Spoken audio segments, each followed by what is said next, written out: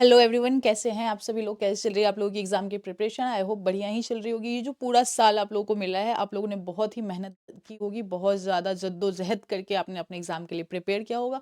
Now it's the time to show up.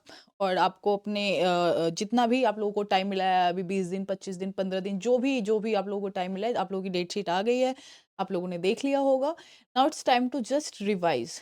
Revise आपको करना है अपने क्वेश्चन आंसर्स की, अपने पीवाईक्यू की, अपने चैप्टर्स की। एंड बेसिकली एनसीईआरटी और एनसीबीएसई आर द इंस्टीट्यूशन जो आपकी बुक्स पे ज़्यादा ध्यान देती है। आप कितने भी लंबे लंबे आंसर राइटिंग कर लो, बट कहीं ना कहीं 1 और 2 मार्क्स के जो आपके क्वेश्चन होते हैं वो आपके मिड बुक से आ जाते हैं, है ना। और वो चीज़ें से आप जो मतलब जो आपका लास्ट मार्क्स बनता है ना, वो 1 और 2 मार्क्स के क्वेश्चन से ही अप होता है और डाउन होता है। क्योंकि 5 मार्क्स के क्वेश्चन इज लाइक कि आप आपको चैप्टर का समरी पता है, तो आप बना के लिख लोगे आंसर। बट जो 1 और 2 मार्क्स के क्वेश्चन होते हैं बेसिकली, वो टू द पॉइंट होते हैं, उसमें कुछ भी आपको बनाना नहीं है। उन्होंने कुछ पूछा आपको और आपको उसका आंसर करना है। तो इससे आपके मार्क्स में बहुत ज़्यादा फर्क पड़ जाता है, कभी या तो ऊपर हो जाएगा या तो नीचे हो जाएगा। तो बेसिकली ये जो गैप है, इस गैप को कम करने के लिए we are launching a new session, जिसमें बेसिकली आपके हर एक चैप्टर को initial stage to final stage revise करवाया जाएगा, मगअप करवाया जाएगा। एंड जिससे आपका जो मार्क्स है, लास्ट जो आपका रिजल्ट आएगा, वो काफ़ी ज़्यादा इम्प्रूवमेंट दिखेगी आपको। ठीक है। तो आज का जो बेसिकली हमारा रिवीजन सेशन होने वाला है, वो होने वाला है हमारा बहुत ही इंटरेस्टिंग। जो बुक है हमारी, आप लोगों में से बहुत सारे लोग होंगे जिनको बहुत ज़्यादा पसंद होगा वो वाला। वो बुक ही एक्चुअली बहुत ज़्यादा इंटरेस्टिंग है, बिकॉज वो हमारी डे टू डे लाइफ से कनेक्टेड है। कुछ भी इसमें ऐसा नहीं है जिससे हम कनेक्ट नहीं कर पाएंगे अपनी सोसाइटी से, अपनी कंट्री से, अपने स्टेट से। तो बहुत ज़्यादा, मतलब मुझे तो बहुत ज़्यादा पसंद है वो कि अनलाइक हिस्ट्री, कि वो चीज़ें हो चुकी हैं हमारे साथ, तो आप उस चीज़ को पढ़ रहे हो। But civics is the thing, politics is the thing, कि हमारे साथ डे टू डे लाइफ में हो भी रहा है। तो जो चीज़ें हो चुकी हैं, जो हो रही हैं, जो आने वाली हैं, वो सब चीज़ों को हम कनेक्ट कर पाएंगे, है ना। तो बहुत स्वागत है आप सभी लोगों का हमारे पहले सेशन में। हमारा पहला सेशन होने वाला है सिविक्स का। ठीक है। ये मैंने बहुत सोच समझ के ये वाली बुक और ये वाला आप कह सकते हो कि टॉपिक उठाया है, बिकॉज आपका पहला ही चैप्टर बोरिंग बिल्कुल नहीं होना चाहिए। और आगे आप लोगों को पता चलेगा कि हमने और भी जितनी भी आपकी बुक्स हैं, चाहे वो हिस्ट्री हो, चाहे वो इकोनॉमिक्स हो, सबका रिवीजन सेशन ऐसे ही प्लान किया हुआ है, जिससे आपके बेसिकली मार्क्स इंप्रूव हो जाएंगे। इसमें ऐसा कुछ भी नहीं है कि आपको पेन पेपर लेके बैठना है, नोट करना है। जस्ट आपको बार बार बार बार बार बार इसको रिवाइज करना है, लाइक बेसिकली आपको सुनना है बैठ के, क्योंकि ये चीज़ें आप पढ़ चुके हो। अगर आप अभी पढ़ने बैठोगे तो वो तो फिर खराब हो जाएंगी चीज़ें। चलिए स्टार्ट करते हैं। हमारा पहला जो टॉपिक है, पहला चैप्टर जो है हुआ है हमारा एनसीईआरटी का, what is democracy and what is democracy. तो इस चैप्टर में जब आपने पढ़ना स्टार्ट किया होगा, इस चैप्टर को जब आपको पढ़ाया गया होगा, तो आपको डेमोक्रेसी के बारे में पता चला होगा कि डेमोक्रेसी बेसिकली है क्या, है ना। डेमोक्रेसी से हमारा मतलब है लोकतंत्र। लोकतंत्र से आप लोग मतलब लाइक वर्ड से आप समझ रहे हो कि लोगों द्वारा चलाया गया तंत्र लोकतंत्र। ठीक है। अगर हम एनसीईआरटी के लाइन पे जाए, तो democracy is the rule of people. जहाँ पे किसका रूल होता है? Rule of people. अब जो हमारे बगल वाले नेबर हैं, नेबर कंट्री है हमारी, है ना, वहाँ पे कहने के लिए तो डेमोक्रेसी है, लेकिन आप सभी को पता है कि वहाँ पे जो रूल है वो आर्मी का रूल होता है। में कोई भी बड़े डिसीजंस होते हैं वो बाय गवर्नमेंट पास नहीं होते हैं, बाय आर्मी पास होती है। खैर इस चीज़ के बारे में हम आगे पढ़ेंगे, अभी तो हमारा रिवीजन सेशन है, तो पॉइंट टू पॉइंट ही बात करते हैं, राइट। तो जिसमें लोग, ये डेमोक्रेसी का मतलब ये होता है कि जिसमें लोग अपनी गवर्नमेंट को खुद चुनते हैं इलेक्शन के थ्रू। नाउ डेमोक्रेसी तभी हो सकता है जहाँ पे लोगों को चुनने का ऑप्शन हो, ना, लोग अपने लिए चुन सके, अपने स्टेट के लिए, अपने नेशन के लिए अपने लीडर्स को चुन सके। ठीक है। Now coming next, what is democracy. ये तो अभी जस्ट हमने पढ़ा। ये सेकेंड हम पढ़ेंगे features of democracy. Features of, अब आप मानो ऐसा कि आपका कोई दोस्त है, let it be Ram and Shyam. अब मैं आपसे पूछ रही हूँ कि क्या नेचर है उसका, उसका नेचर क्या है, उसके फीचर्स क्या है, मैं उसको कैसे पहचानूंगी? अच्छा ये राम है, अनटिल अनलेस मैं उससे मिली हूँ। तो आप मुझे क्या बताओगे? उसके एक दो तो आप मुझे ऐसे नेचर बताओगे कि अरे आप देखोगे ना उसको, तो वो बहुत ज़्यादा फ्रेंडली है या वो बहुत ज़्यादा झगड़ालू है। तो मुझे उससे उसका क्या पता चल रहा है? नेचर पता चल रहा है। सिमिलरली डेमोक्रेसी की जब हम बात करते हैं, तो उसके कुछ फीचर्स हैं जो बहुत ज़्यादा इंपॉर्टेंट है, जिससे हमें पता चलता है कि कोई कंट्री डेमोक्रेटिक है या नहीं है। ठीक है। तो पहला फीचर है उसका elected leader. Now second is free and fair election. Third is one vote one person. Fourth is right of rule of law and right. ठीक है, इस फीचर को हम आगे एग्जाम्पल के थ्रू भी समझेंगे। अभी एक सेकेंड ना, जस्ट अ मिनट। ठीक है, आप देखो कि इसके लिए ना हमने एग्जाम्पल्स लिए हुए हैं यहाँ पे। एनसीईआरटी के एग्जाम्पल्स से ही जाएंगे, बिकॉज जब आपको उससे क्वेश्चन पूछा जाएगा तो वो आपके एनसीईआरटी की बुक से ही पूछा जाएगा, उससे बाहर कुछ भी नहीं पूछा जा रहा है आपसे। ठीक है, तो पहला जो हमारा फीचर है वो है, एक second, let me choose the pen. ठीक है, now first is major decision by elected leaders. जो लीडर्स डिसीजन लेते हैं वो लोगों के वोट से चुने होने चाहिए। ठीक है, जैसे इंडिया में पीएम और सीएम लोगों के वोट के थ्रू चूज होते हैं। अब आप पीएम और सीएम तो बहुत ऊपर वाली चीज होगी, आप थोड़ी सी नीचे आ जाओ और अपने जो एमएलएज होते हैं, जो आपके एरिया के एमएलएज होते हैं, जो आपके डिस्ट्रिक्ट के मेयर होते हैं, उन पे आ जाओ। आपको पता होगा कि आपके घर में जितने भी बड़े लोग हैं जो 18+ हैं, चाहे वो आपके सिबलिंग्स हो जाए, वो आपके पेरेंट्स हो, वो हर 3 और 5 साल में वोट डालने जाते हैं ना। कब कब जाते हैं? 3 and 5 ईयर में। जब ये वोट डालने जाते हैं तो ये वोट किस लिए डाल रहे हैं, इनको क्यों जरूरी है वोट डालना? ये अपना क्या चूज कर रहे हैं? लीडर चूज कर रहे हैं, है ना, ताकि आगे आने वाले टाइम में या इनको कुछ भी ऐसा इश्यूज हो, कुछ भी दिक्कत हो सरकार से, उनके रूल से, या फिर कुछ भी ऐसी कोई भी चीज हो जिससे उनको दिक्कत हो रही है और गवर्नमेंट उसमें हेल्प कर सकती है, तो आप डायरेक्टली तो गवर्नमेंट के पास नहीं जाओगे, है ना। तो आपके लिए क्या होते हैं, लाइक अ स्टेपर्स होते हैं ना हमारे, first step, second step, third step. तो ये लीडर्स जो होते हैं हमारे एरिया के, हमारे नोन में, ये लीडर्स हम चुनते हैं सो डैट कि ये हमारी प्रॉब्लम्स वहां तक पहुंचाए और सामने वाली जो गवर्नमेंट है हमारी, जिसको हमने चुना है, वो हमारे फेवर में काम कर सके। Right, now coming next, free and fair election. अगर हम फ्री एंड फेयर इलेक्शन की बात करते हैं तो आप सभी लोगों ने देखा होगा कि बहुत जगह पे ऐसे होता है कि अरे हम आपको ये देंगे, आप हमें वोट दे दो, ना। लोग पैसे बाँटते हैं कि हम आपको पैसे दे रहे हैं, आप हमें वोट दे दो। But free and fair election में ऐसा नहीं होता है। सब एडल्ट्स वोट कर सकते हैं, रिजल्ट पे कोई भी चीटिंग नहीं होती है। अब आपको पता होगा पहले तो चिट के थ्रू वोट्स होते थे। चिट पे स्टैम्प लगता था एंड देन वोट डालते थे। लेकिन अब ईवीएम के थ्रू वोट होता है ना, एक मशीन होती है। जब आप 18+ हो जाओगे, जब आप वोट डालने जाओगे तो यू कैन सी देयर कि एक मशीन होती है जिसमें ऐसे लाइन से ना, यहाँ पे पार्टीज़ के नाम होते हैं और यहाँ पे बटन होता है। इसको आपको जस्ट प्रेस करना होता है और आप वोट डाल सकते हो। इससे क्या होता है, फ्री एंड फेयर इलेक्शन होता है। आपने वहाँ पे वोट डाला, आपने जिसको वोट डाला, उनके नाम की पर्ची वहाँ पे गिर जाती है। Right, now coming next, 1 person 1 vote. 1 person 1 vote का मतलब होता है हर सिटीजन का वोट इक्वल होता है। ठीक है, चाहे वो पीएम हो, चाहे वो सीएम हो, चाहे वो आईपीएस हो, आईएएस हो, या कोई कॉमन मैन हो, कोई बैगर है, कुछ भी है, मतलब वो उनके रिलीजन से, उनके कास्ट से, उनके पोस्ट से, सब कुछ, इसका कुछ लेना देना नहीं है। 1 पर्सन 1 वोट होता है। Right, now coming next, rule of law and respect for right. Government constitution के अंडर काम करती है ना। आप सभी को पता है कि हमारे लिए, हमारे देश के लिए कॉन्स्टिट्यूशन बहुत ज़्यादा इंपॉर्टेंट है। तो हमारी जो गवर्नमेंट है वो कॉन्स्टिट्यूशन के अंदर काम करती है। कोई भी लीडर जो है वो लॉ से ऊपर नहीं है। ऐसा नहीं है कि पीएम ने बोला कि ये चीज़ होना है तो होना है। अनटिल अनलेस वो उनके कॉन्स्टिट्यूशन से, हमारे कॉन्स्टिट्यूशन से वो चीज़ अलाइन नहीं है, वो चीज़ नहीं होगी। Right, now coming next, respect for rights. Respect for rights में क्या आता है, हमारा फ्रीडम ऑफ स्पीच की, हमें बोलने की आज़ादी है, सही बात बोलने की आज़ादी है। ऐसा नहीं कि आप किसी को गाली दे रहे हो और वो एक्सेप्टेबल है, ऐसा नहीं है। ठीक है, now second is freedom of religion. अब रिलीजन में आता है, जो हिंदू हैं वो मंदिर में जाके पूजा कर सकते हैं, जो मुस्लिम है वो मॉस्क्यू में जाके पूजा कर सकते हैं। That is freedom of religion, कि आप अपने चीज़ों को प्रैक्टिस कर सकते हो। ये हो गया हमारा फोर्थ फीचर। अब ये कुछ ना एग्जाम्पल्स हैं हमारे जो कि बहुत ज़्यादा इंपॉर्टेंट है और एनसीईआरटी से ही लिए हुए एग्जाम्पल्स हैं। इसको इतना ज़्यादा हाईलाइट इसलिए किया गया है क्योंकि एनसीईआरटी में क्या होता है ना कि 1 मार्क के क्वेश्चन आपके एग्जाम्पल से पूछ लेता है और आप इतना ध्यान ही नहीं देते हो कि ये कहाँ पे था, ये तो हमने पढ़ा ही नहीं था। ठीक है, अब इसको ना एक स्टोरी वाइज पढ़ेंगे, ज़्यादा लेंदी नहीं करेंगे। तो बेसिकली स्टोरी क्या था कि 1970 में सेल्वेंडर एलेंडे चिले के प्रेसिडेंट बनते हैं। ठीक है, ये जो है इलेक्टेड प्रेसिडेंट बनते हैं कहाँ, एक second, let me change the colour of the pen.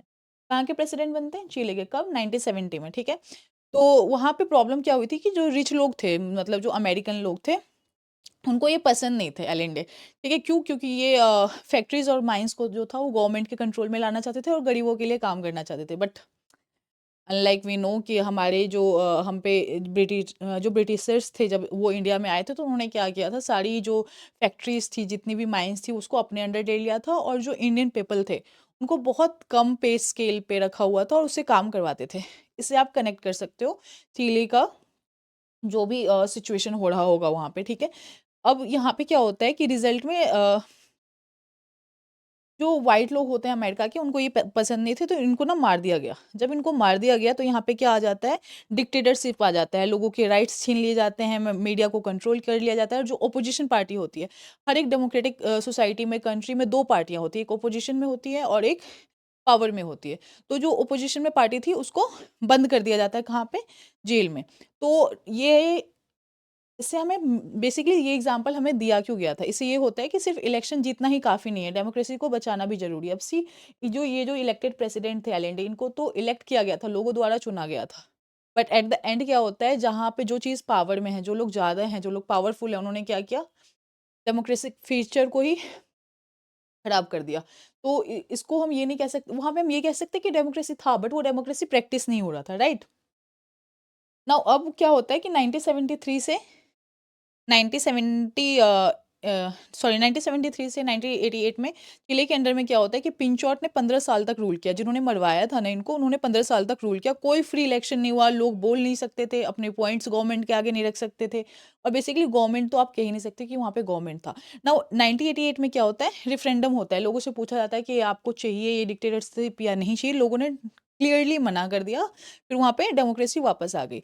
अब इससे हमें क्या सीखने को मिलता है कि लोग जब मिलकर वोट का यूज़ करते हैं तो डिक्टेटरशिप भी खत्म हो जाता है। अब डिक्टेटरशिप वहाँ पे होता है जहाँ पे लोग बोल नहीं सकते, बहुत ज़्यादा पावर में हैं लोग, मतलब जो डिक्टेटर है वो हमारा बहुत ज़्यादा पावर में है, हम लोग बहुत ज़्यादा दबे हुए हैं, हमें पता है कि हम कुछ बोलेंगे तो हमें सामने से मार दिया जाएगा या कुछ भी व्हाटएवर इट इज़, तो वहाँ पे लोग बोलते ही नहीं है। बट जब रेफरेंडम हुआ, लोगों से पूछा गया तो उन्होंने डायरेक्टली मना कर दिया क्लियरली कि भाई ये चीज़ हमें नहीं चाहिए, हमें हमारा डेमोक्रेसी आप वापस कर दो। तो यहाँ पे आप देखोगे तो यहाँ पे basically power of the people बताया गया है। कि लोग जब अपने हक के बारे में बात करते हैं, जब लोग अपने राइट्स के बारे में बात करते हैं, तो फिर वहाँ पे वो चीज़ डेमोक्रेसी के थ्रू ही आनी होती है। ऐसे नहीं होता कि आप एक ही चीज़ चलता रहता है, ठीक है? नेक्स्ट अगर हम बात करते हैं पोलैंड की, ठीक है? अब पोलैंड का बैकग्राउंड मैं अगर आपको लोगों को बताऊँ तो पोलैंड में कम्युनिस्ट पार्टी का रूल था। 1980s में पोलैंड में कम्युनिस्ट पार्टी का रूल था, सिर्फ़ एक पार्टी थी, वहाँ पे कोई भी चॉइस नहीं था। जैसे मैंने बताया कि इंडिया में क्या है अभी, एक ऑपोजिशन है, ऑपोजिशन में हमारी पार्टी क्या है? कांग्रेस है और एक पावर में जो पार्टी है उसका नाम क्या है? बीजेपी है, ठीक है? बट पोलैंड में ऐसा नहीं था, कम्युनिस्ट पार्टी थी, सिर्फ़ एक पार्टी, एक रूल था और वर्कर्स का कोई भी रोल नहीं होता था वहाँ पे, ठीक है? अब बेसिकली चेंज कैसे आया यहाँ पे, लोगों का प्रेशर बढ़ा, 1989 में फ्री इलेक्शन हुए, मल्टीपल पार्टीज अलाउड हुई। अब इससे हमें सीखने को क्या मिलता है कि पब्लिक प्रेशर और मूवमेंट डेमोक्रेसी ला सकते हैं। जैसे अभी हमने पीछे वाले एग्जांपल्स में पढ़ा, यहाँ पे हमने देखा ना, power of the people, Chile under 1973 1988 उन्होंने डिक्टेटरशिप को मना किया और डेमोक्रेसी लेके आ गए। नाउ सेम गोज विथ यहाँ भी, कि पब्लिक का जब प्रेशर बनता है और मूवमेंट्स हुए, मूवमेंट्स का मतलब आंदोलन है, ठीक है? तो वहाँ पे भी डेमोक्रेसी आ गई। अब जो ये हमारा एग्ज़ाम्पल है, ये बहुत इम्पोर्टेंट है, ये हमारे नेबर कंट्री का है, ठीक है? नाउ 1999 आपको पता है कि हमारा देश उस टाइम पे आज़ाद हो चुका था, पाकिस्तान बन चुका था। तो यहाँ पे क्या होता है कि 1999 में जनरल परवेज़ मुशर्रफ ने कूप किया। कूप वो होता है कि गवर्नमेंट के अगेंस्ट जाना, ठीक है? प्राइम मिनिस्टर नवाज़ शरीफ को हटा दिया गया था वहाँ पे। और डेमोक्रेसी क्यों नहीं है वहाँ पे? क्योंकि प्रेसिडेंट जो है वहाँ के, प्रेसिडेंट आर्मी चीफ भी थे और पार्लियामेंट बहुत ज़्यादा कमज़ोर है वहाँ का। इलेक्शन हुए पर पावर हमेशा आर्मी के पास ही रही। अब इस वाले एग्ज़ाम्पल से हमें सीखने को क्या मिलता है? सिर्फ़ इलेक्शन से डेमोक्रेसी नहीं होती, रियल पावर लोगों के पास होनी चाहिए, ठीक है? अब जैसे डेमोक्रेटिकली उन्होंने क्या किया, अपने लिए गवर्नमेंट तो चुनी, बट जो पावर था वो हमेशा से आर्मी के हाथ में था, ठीक है?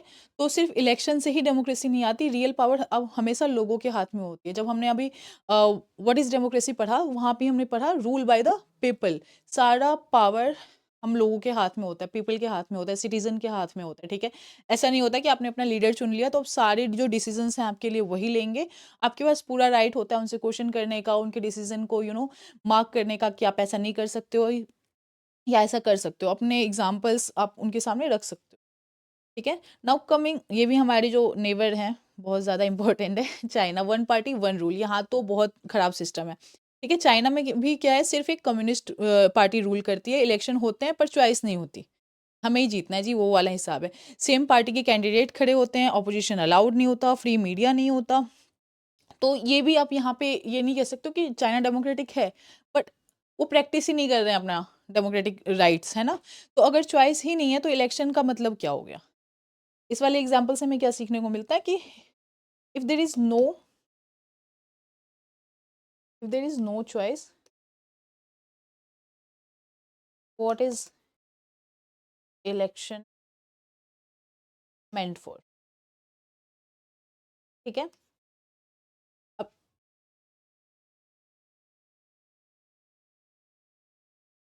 ठीक है, ये जो भी हमने एग्जांपल्स पढ़े, पहले से हमें क्या सीखने को मिलता है कि जहाँ पे अगर डेमोक्रेटिक चीज़ें हुई भी हैं बट वहाँ पे डिक्टेटरशिप है, तो कोई फ़ायदा नहीं है डेमोक्रेसी का अनटिल अनलेस आपके द्वारा चुनी हुई गवर्नमेंट आपके लिए कुछ कर नहीं पा रही है, या वो गवर्नमेंट के पास ही पावर नहीं है। आपने चुना बट उनके पास पावर नहीं है।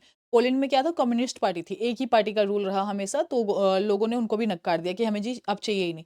पाकिस्तान में क्या हुआ, वहाँ पे डेमोक्रेसी है बट जो रूल्स हैं, जितने भी पावर्स हैं, वो किसके हाथ में? आर्मी चीफ के हाथ में है। नाउ कमिंग नेक्स्ट, चाइना के पास भी क्या था कि बहुत सारी पार्टी है बट आप उनको वोट ही नहीं कर सकते। जितना भी आप कहीं भी वोट कर लो, सीधे वोट उन्हीं को जाना है जिनको जीतना है, और वो चीज़ें हमेशा से चलती आ रही हैं। तो डेमोक्रेटिक है कहने के लिए, बट वो चीज़ें प्रैक्टिस नहीं हो रही हैं, राइट? अगर हम बात करते हैं what is why is democracy, democracy क्यों ज़रूरी है, ये तो बहुत इंपॉर्टेंट चीज़ है। जस्ट अ मिनट, है ना?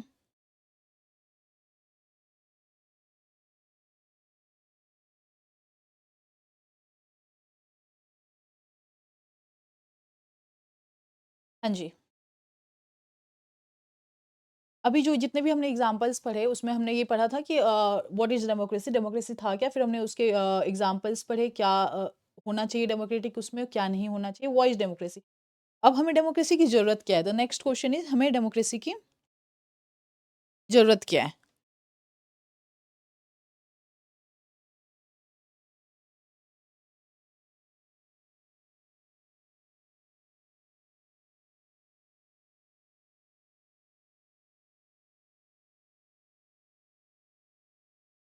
हियर इज़ द अब डेमोक्रेसी की हमें ज़रूरत क्या है? हर चीज़ का ना, हर क्यों के 2 आंसर होते हैं, या तो हाँ या तो ना। ना में भी रीज़न्स होते हैं आपके पास, और हाँ में भी रीज़न्स होते हैं। तो जब डेमोक्रेसी के ऊपर बात चली ना, तो जब डिबेट होता है तो हमेशा अगेंस्ट और फेवर में बात की जाती है। तो पहले हम अगेंस्ट बात करेंगे, then we go to favour वाली चीज़ें। पहला, लीडर्स बार-बार चेंज होते रहते हैं। ये अगेंस्ट का पॉइंट ये होता है कि अगर हमारे लीडर सेम है, अब हर 5 साल बाद चेंज नहीं हो रहा है। अब आप देखो कि इंडिया की ही अगर हम बात करते हैं, अगर हमारे लीडर्स 5 साल बाद चेंज हो रहे हैं, तो जो उन्होंने अपना वो दिया होता है, मोटो दिया होता है, वो कभी फुलफिल होता ही नहीं है। उन्होंने दिया होता है कि 5 साल बाद हम ये कर देंगे, बट 5 साल बाद तो उनकी गवर्नमेंट ही चेंज हो गई। फिर नई गवर्नमेंट आएगी, फिर उनका मोटो आएगा, फिर उसपे कुछ और लिखा होगा, तो बहुत सारा जो टाइम होता है वो ग्रोथ पे ना जाके गवर्नमेंट चेंज होने पे ही खराब हो जाता है, ठीक है? Now second is, decision slow होते हैं। जब गवर्नमेंट चेंज होती है, तो व्हाट इफ कि एक गवर्नमेंट ने कोई रूल लाने के लिए, कोई लॉ लाने के लिए पार्लियामेंट में बिल पास करवाया। अब वो बिल पास हुआ लेकिन वो वहीं पे अटक गया, है ना? क्योंकि गवर्नमेंट चेंज हो गई। अब जो अपोज़िशन में गवर्नमेंट है, वो तो 100 खामियाँ निकालेंगे उनके बिल में। वो कभी पास हो ही नहीं सकता अनटिल अनलेस वो पीपल्स के हक में हो चीज़ें, है ना? Now coming next is, corruption होती है, बहुत ज़्यादा करप्शन होती है। अब बार-बार गवर्नमेंट चेंज हो रही है आपकी। आपको ही नहीं पता कि हर बार जितनी बार गवर्नमेंट पास होती है, हर बार बिल पास होता है। हर बार ग्रोथ के लिए ना एक पर्टिकुलर अमाउंट दिया जाता है, हर चीज़ के लिए गवर्नमेंट द्वारा पास होता है। अब जो पहली गवर्नमेंट थी, उन्होंने उतना पैसा यूज़ कर दिया, नई गवर्नमेंट आएगी वो शुरू से स्टार्ट कर देगी, नहीं, नहीं, इन्होंने तो सब कुछ खराब किया, चलो स्टार्टिंग से स्टार्ट करते हैं। है ना? तो उसमें जो पैसे लगे हुए होते हैं, वो तो खराब हो गया, वो नई गवर्नमेंट आएगी, वो फिर वो स्टार्टिंग से स्टार्ट करेगी। तो बहुत सारा अमाउंट जो होता है वो उसमें खराब होता है, ठीक है? नाउ फोर्थ इज़, इलिटरेट लोग वोट करते हैं। नाउ कमिंग नेक्स्ट, ये बहुत ज़्यादा इम्पोर्टेंट चीज़ है कि इलिटरेट लोग जो वोट करते हैं। अब अगर हम अपने रूरल इंडिया की बात करें, जहाँ लोगों को पता ही नहीं है कि इलेक्शंस क्यों होते हैं, हम किसको वोट कर रहे हैं, जो हमारा लीडर है वो कितना पढ़ा-लिखा है, उसने पहले कितने काम किए हैं। तो इसलिए आप लोगों को पता है ना, हर पार्टी का अपना एक लोगो होता है, अपना एक साइन होता है। जैसे बीजेपी का लोटस है, कांग्रेस का हाथ का चिन्ह है, झाड़ू, आम आदमी पार्टी का झाड़ू है। तो ये बेसिकली उन्हीं लोगों के लिए है जिनको पता ही नहीं है कि हमें किसको वोट करना है, तो वो साइन देख के वोट करते हैं। अच्छा, ये वाली पार्टी है तो इसको हम वोट कर देते हैं। उनको पता ही नहीं कि उनका लीडर कौन है, कौन नहीं। तो व्हाई डेमोक्रेसी में ये वाला पॉइंट इसलिए इम्पोर्टेंट है, क्योंकि आपको डेमोक्रेसी तो चाहिए, लेकिन आपके लिए वो लोग ही वही वोट करें जिनको पता ही नहीं कि उनकी पार्टी में लोग कौन है। है ना? अगर हमें पता ही नहीं कि हमें किसके लिए वोट करना है, सीधे हम पार्टी के नाम पे वोट कर रहे हैं। तो पार्टी में तो ठीक है, पार्टी अच्छा काम कर रही है, बट पार्टी के लोग जो हमारे कनेक्शन में हैं, वो क्या वो अच्छे हैं? क्या वो अच्छा काम कर रहे हैं? तो ये वाला पॉइंट वैलिड भी है, नहीं भी वैलिड है। बट सब सारी चीज़ों के अपने ही फ़ायदे और नुकसान होते हैं, तो ये आप इसको एज़ अ नुकसान ही काउंट कर सकते हो, ठीक है? ये हमारे जितने भी पॉइंट्स थे वो अगेंस्ट थे, कि हमें डेमोक्रेसी की ज़रूरत क्यों है? अब आर्गुमेंट फॉर द डेमोक्रेसी, ठीक है?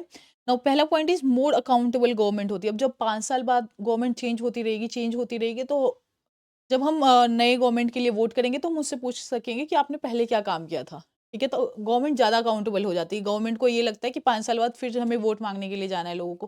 फिर हमें उनको आंसर करना है कि जी हमने आपके लिए ये काम किया, ऐसे-ऐसे काम किया है, ठीक है? तो वो ज़्यादा अकाउंटेबल हो जाती है। अगर एक ही गवर्नमेंट रहेगी, जैसे हम चाइना की बात करें, तो उनको पता है उनको ही जीतना है, ठीक है?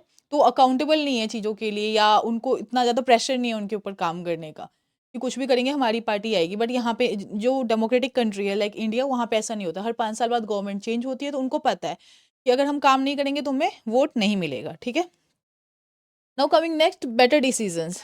बेटर डिसीजंस कैसे होते हैं जब गवर्नमेंट ही आपकी बार-बार चेंज हो रही है, डेमोक्रेसी में बार-बार लोग ही बदलते जा रहे हैं। बेटर डिसीजन ऐसे होता है कि सपोज़ किसी आप अपने नियर बाय एमएलए को ले लो, ठीक है? जो आपके एरिया के एमएलए होंगे, उन्होंने सपोज़ आपके एरिया का रोड नहीं बना हुआ है, ठीक है? तो वो आए, उन्होंने बोला कि हम तो बनवा देंगे, फिर उनकी पार्टी चेंज हो गई, फिर उन्होंने नहीं बनवाया।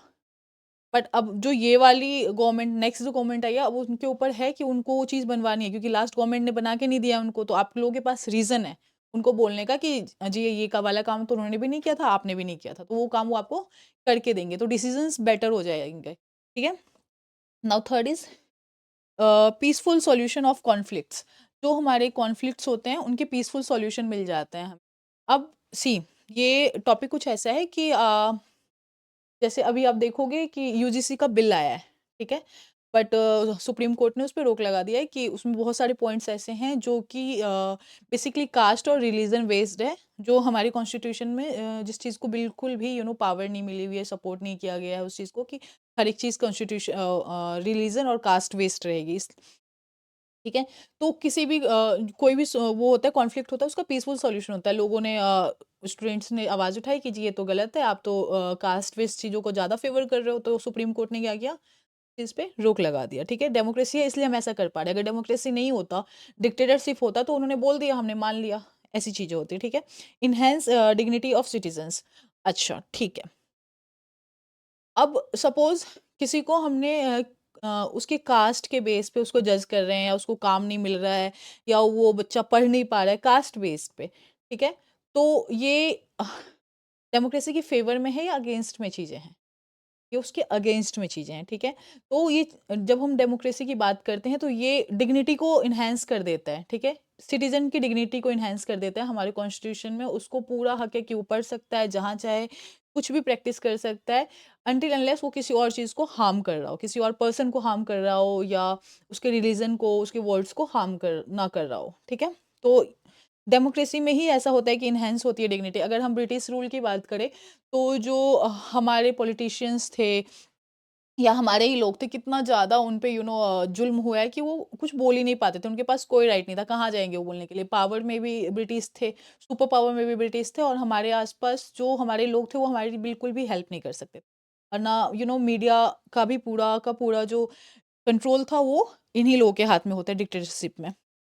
Now coming next our 5th point, democracy corrects its own mistake. Democracy correct its own mistake. इस पे हम क्या ही बात करें, ये तो मतलब बहुत ज़्यादा आप कह सकते हो कि मेन पिलर है डेमोक्रेसी का, कि डेमोक्रेसी में कोई चीज़ ऐसी है जो गलत हो गई, तो उस पे दोबारा, जब सपोज़ कॉन्स्टिट्यूशन में कितने सारे अमेंडमेंट हुए हैं, अमेंडमेंट मतलब चेंजेस हुए हैं, क्यों? क्योंकि कुछ ऐसे रूल्स बने जो कि गलत थे, तो बाद में जो गवर्नमेंट पावर में आई, लोगों ने उसका अपने पॉइंट्स रखे उनके सामने, और उन्होंने अमेंड कर दिया उन चीज़ों को। ऐसा नहीं कि कॉन्स्टिट्यूशन बन गया है और कुछ ऐसी चीज़ें हैं जो गलत हैं, लोगों के जिसमें एक पर्टिकुलर एक पोर्शन ऑफ जो सिटीज़न्स हैं, उनके राइट्स खत्म हो रहे हैं, या उन पे ही ज़्यादा हेवी या प्रेशराइज़ किया जा रहा है किसी चीज़ को लेके, तो वो अमेंड हो जाती है चीज़ें।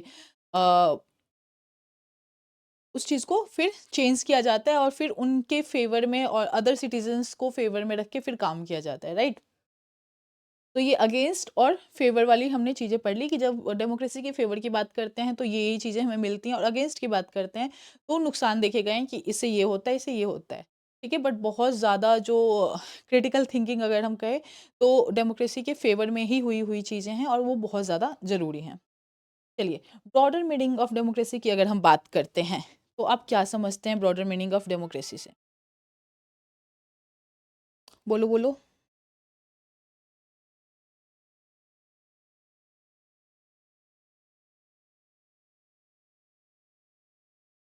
ब्रॉडर मीनिंग ऑफ डेमोक्रेसी का मतलब होता है एक पूरा सिस्टम जिसमें सोच और वैल्यूज इक्वल हों, ठीक है? अगर हम ऐसे बात करें ब्रॉडर मीनिंग की, तो यहाँ पे क्या हो जाएगा?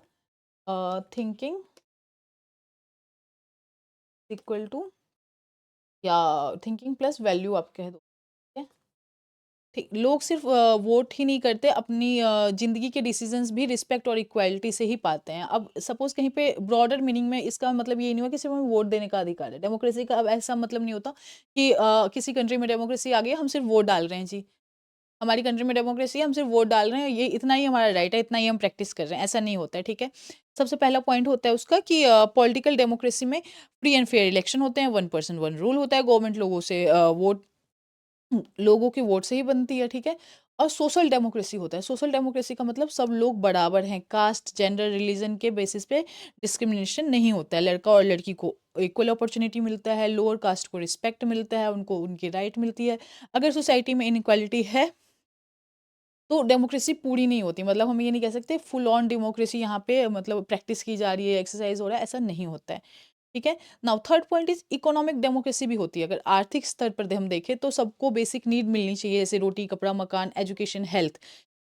एग्ज़ाम्पल की अगर हम बात करें कि तो अगर कोई भी बंदा भूखा है तो उसका वोट बेकार, मतलब उसको वोट देना या वोट करना ही बेकार लगता है कि भाई मैं वोट तो कर रहा हूँ।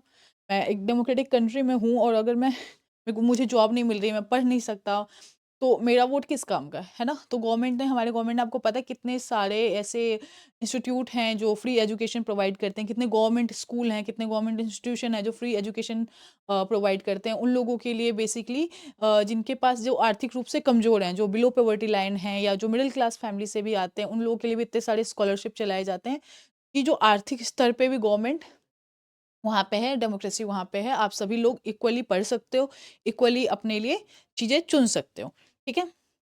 नाउ कमिंग नाइट, जो मोस्ट इम्पोर्टेंट चीज़ है वो है मोरल एंड एथिकल वैल्यू, ठीक है? मोरल एथिकल वैल्यू की अगर हम बात करते हैं, तो डेमोक्रेसी सिर्फ लॉ का सिस्टम नहीं है, एक वैल्यू का भी सिस्टम है। यहाँ पे हमने बात की ना, वैल्यू, ये रहा, है ना? जहाँ पे अगर आप बात करते हैं तो हमें मिलता है respect, dignity, freedom, justice and tolerance. तो ये लीगली चीज़ों से हट के ये चीज़ें हैं, ठीक है? ये मोरल वैल्यूज़ की अगर हम बात करते हैं तो ये उनमें काउंट होता है, respect, dignity, freedom, justice and tolerance.